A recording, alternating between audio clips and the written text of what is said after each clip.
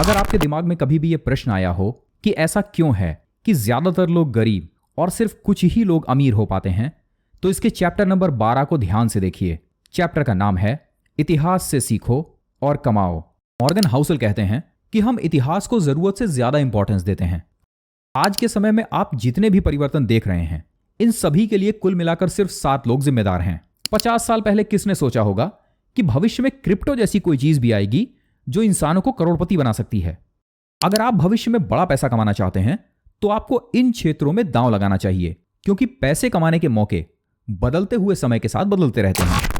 2 चीजें जो इंसानी जीवन को सबसे ज्यादा प्रभावित करती हैं वो है लालच और डर। और जब बात पैसे की हो तो इन दोनों का असर और भी ज्यादा गहरा हो जाता है। मॉर्गन हाउसल द्वारा रचित द साइकोलॉजी ऑफ मनी पैसों के बारे में लिखी गई आज तक की सबसे शानदार किताब है। अगर आपके दिमाग में कभी भी यह प्रश्न आया हो कि ऐसा क्यों है कि ज्यादातर लोग गरीब और सिर्फ कुछ ही लोग अमीर हो पाते हैं, तो इसके चैप्टर नंबर 12 को ध्यान से देखिए। चैप्टर का नाम है इतिहास से सीखो और कमाओ। इससे पहले के कुल 11 चैप्टर्स में लेखक ने पैसों के बारे में इंसानी सोच, पैसे बचाने और बढ़ाने के नियम, अंधाधुंध खर्च करने के नतीजे, मनी और वेल्थ के बीच में अंतर समझाया है। पर यह चैप्टर अपने आप में यूनिक है। चैप्टर नंबर 12 जहां एक तरफ हमारे इस सवाल का जवाब देता है कि क्यों हमेशा ज्यादातर लोग गरीब रह जाते हैं, वहीं दूसरी ओर यह हमें यह भी सिखाता है कि हम ऐसा क्या करें कि भविष्य में अमीर बने।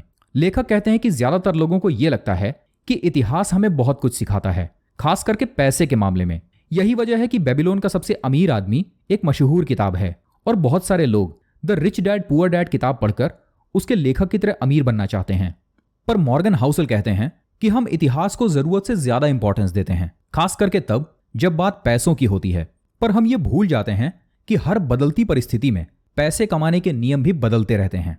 लेखक इसे समझाते हुए कहते हैं कि आज से 100 साल पहले इंसान जिस तरह से सोचता था और समाज में पैसों के आदान प्रदान का जो नियम था, वो आज के समय में पूरी तरह से बदल गया है। इसीलिए अगर आप ये सोचते हैं कि आप सिर्फ इतिहास पढ़कर पैसे कमाने के नियम सीख जाएंगे और बड़ा पैसा कमा पाएंगे, तो आप गलत हैं। वे ये कहते हैं कि यह चीज कल्चर और पीढ़ियों के साथ लगातार बदलती रहती है। ज्यादातर लोग इतिहास की पढ़ाई करते समय 2 मुख्य गलतियां करते हैं। नंबर 1, इतिहास में ज्यादातर बड़े बदलाव मुट्ठी भर घटनाओं से हुए हैं। राइटर ये समझाते हैं कि आज के समय में आप जितने भी परिवर्तन देख रहे हैं, इन सभी के लिए कुल मिलाकर सिर्फ 7 लोग जिम्मेदार हैं। Adolf Hitler, Joseph Stalin, Mao Tse Tung, Gavrilo Princip, Thomas Edison, Bill Gates और मार्टिन लूथर किंग। अब जरा कुछ घटनाओं पर गौर कीजिए।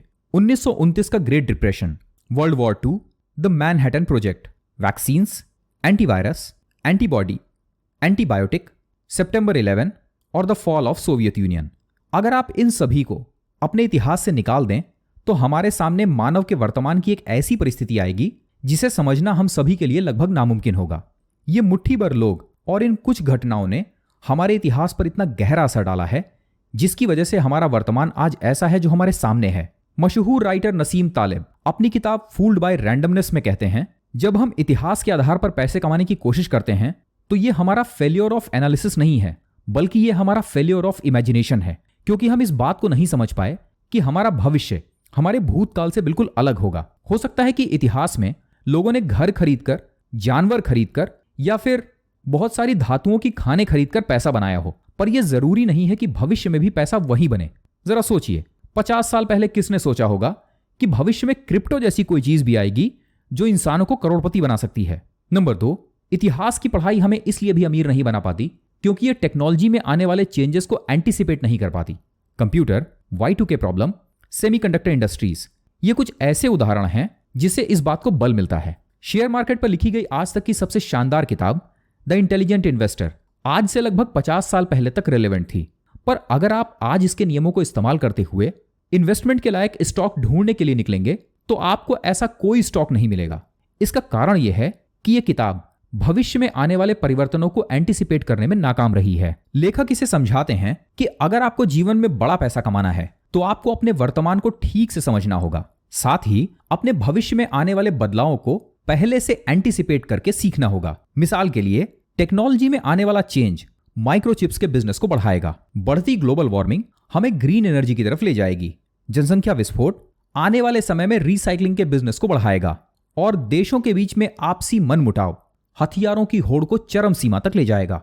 अगर आप भविष्य में बड़ा पैसा कमाना चाहते हैं तो आपको इन क्षेत्रों में दांव लगाना चाहिए, क्योंकि पैसे कमाने के मौके बदलते हुए समय के साथ बदलते रहते हैं।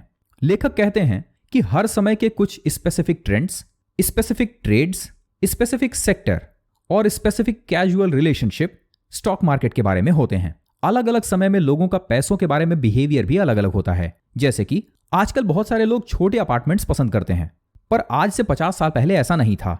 दोस्तों, जब आप बड़ा पैसा कमाने की रेस में आगे बढ़ रहे हो तब आपको इतिहास के बजाय भविष्य को समझने का प्रयास करना चाहिए, क्योंकि बड़ा पैसा कमाने की कुंजी वहीं छुपी है।